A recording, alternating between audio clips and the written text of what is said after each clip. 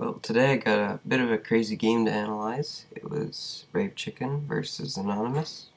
Brave Chicken's rating was about 1400, and it was a crazy game.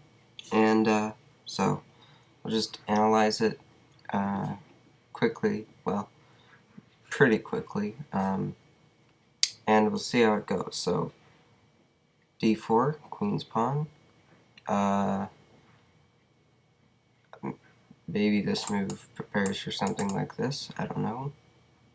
Anyways, so the first thing I want to say is that this was a waste move.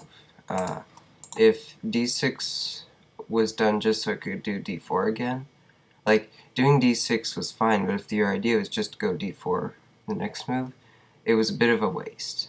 You could just have done that in one move, so that was not great. Yeah, because that wastes two moves, but let's go on. I don't really like this move. It blocks this pawn, which in Queen's Pawn games, you usually want to be able to move. Maybe something like this. Just something basic, and then preparing this, and then when it's safe, this, castling and stuff, basic ideas like that. Let's go back to the game. c6 was played, and then a check. It's okay, I guess. Doesn't do much, but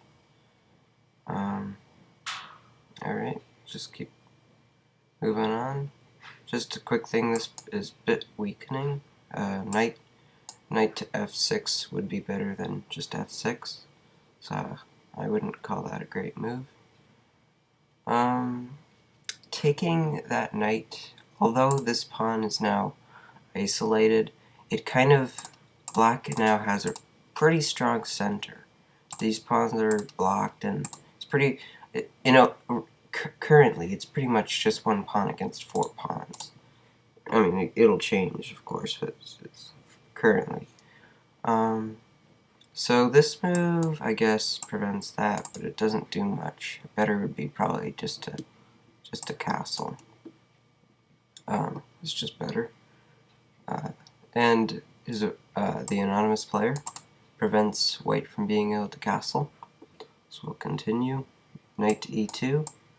This move is okay. It might allow something like this eventually, but it does free up the c-pawn, and it also allows castling, so in that regard I think it's okay. Very weakening move, I would say.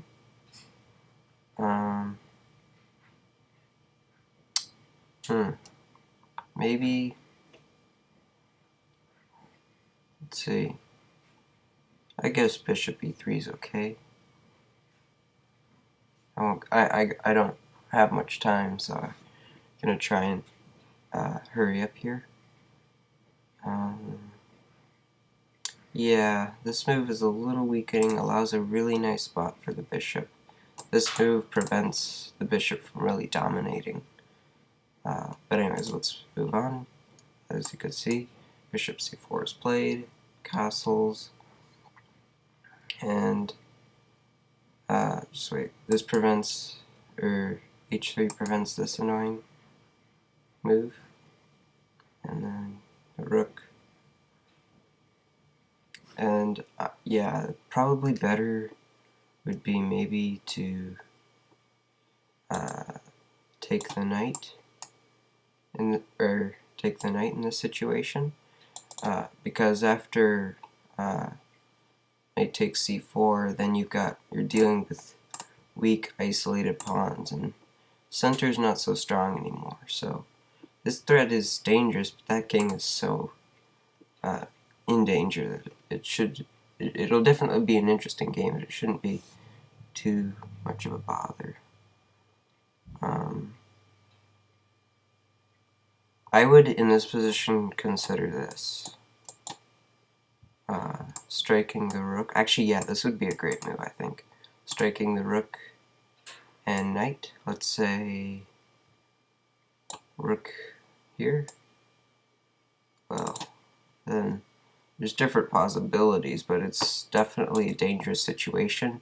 all of my pieces are lining up against that exposed king. There's all sorts of different ideas here, but that's just one idea. I'll have to check what the computer says just quickly. No, this. Okay, computer says it's slightly bad for white. Yeah, maybe, but I just would have thought like going in reverse doesn't seem great to me. But anyways, let's move on. Knight f5, pretty good spot, I would think. Okay, attacking a pawn. Rook g7, I don't, defends that I guess, but a much better move would be something like this, which defends both pawns. But anyways, let's go on with what happened in the game.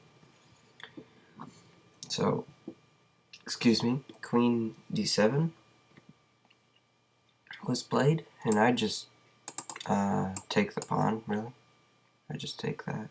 But instead, Brave Chicken went for bishop f3, but I think taking the pawn would be better. But anyways, let's move on.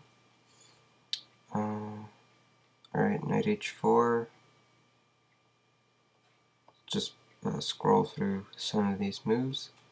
This is the perfect opportunity to take that pawn, because say if pawn takes, wait, never mind.